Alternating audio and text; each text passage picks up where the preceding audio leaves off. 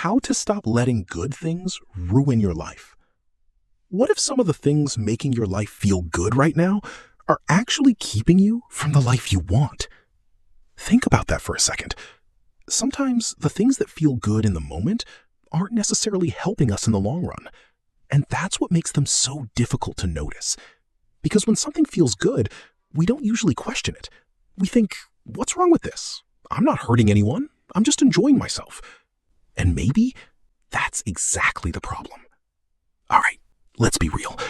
I have a feeling most people who click this video won't make it to the end. Not because there's anything wrong with the video, but because it's very easy to hear an idea, agree with it for a few minutes, and then go right back to doing the same things we've always done. We tell ourselves we'll change tomorrow, we'll start next week, we'll make time later. And later keeps moving until one day you realize you've spent a lot of time, but you haven't really moved forward. So here's the idea I want you to think about today. Good isn't always great. Yeah, you heard me right. Good isn't always great. Sometimes something can be good for you, but the problem starts when you have too much of it. Too much of anything can start taking something away from you. Your time, your attention, your energy, your opportunities. And you might not even notice it's happening because you're enjoying yourself while it's happening. So today, I want to look at 3 simple things that can show us why good things aren't always good for us when we don't have the right balance. And once you start looking at these things differently, you might realize there's a similar pattern happening in your own life. So let's start with comfort. We all want to feel comfortable. After a stressful day, you want to come home, sit down, relax, watch something, eat something good, and forget about everything for a while. And honestly, you should. You don't need to make every day difficult. You don't need to be productive every second. Rest matters. But there's a difference between using comfort to recover and using comfort to avoid life. Because when you're comfortable, there's no immediate reason to change. You know your routine, you know what you're going to do tomorrow, you know what your weekends look like. Everything feels familiar, and familiar feels safe. But sometimes safe can slowly become stuck. Maybe there's something you've always wanted to try. Maybe you want to travel, learn an instrument, start making videos, try a new sport, meet new people, move somewhere different, start a small business, or simply experience something you've never experienced before. But every time you think about doing it, you find a reason to wait. I'm too busy. It's not the right time. I'm not ready. Maybe next year. And sometimes those reasons are real. But sometimes you're just comfortable. And comfort is difficult to challenge because nothing feels wrong. You're not necessarily unhappy. You're just not moving. Imagine staying in the same room for years. The room is comfortable. Your bed is comfortable. Everything is exactly where you want it. You know where everything is. You never have to worry about getting lost. But eventually, you might start wondering, what else is outside? You don't have to leave the room forever. You don't even have to leave every day. But if you never leave, you'll never know. That's what stepping outside your comfort zone can be. It doesn't have to be some huge, life-changing decision. Maybe once a week. Do something you've never done before. Maybe once a month. Go somewhere new. Talk to someone new. Try something you've always been curious about. Make something you've been thinking about making. Give yourself a chance to experience something different. Because life is short.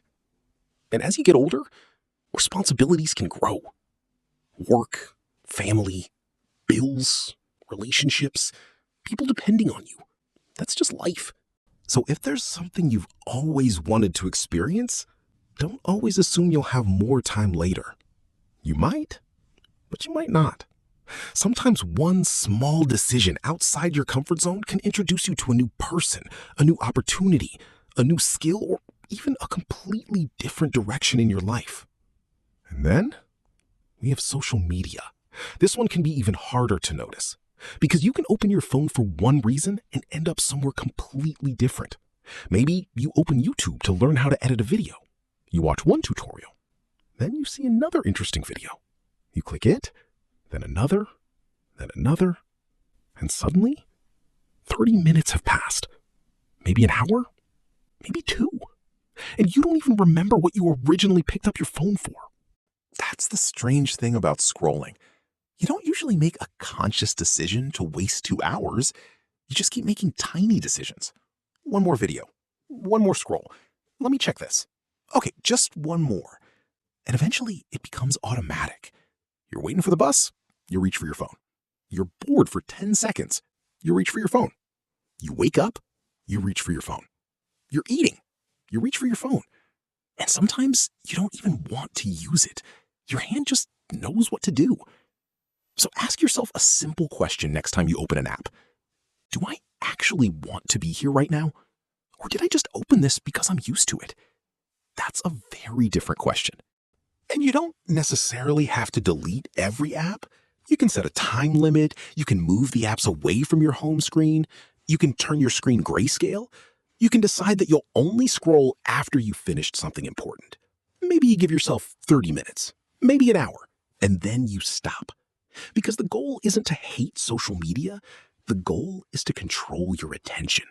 There's a difference between choosing to use something and automatically reaching for it every time you're bored. Now, let's move to the last one, hanging out with friends. Most of us enjoy spending time with people we care about.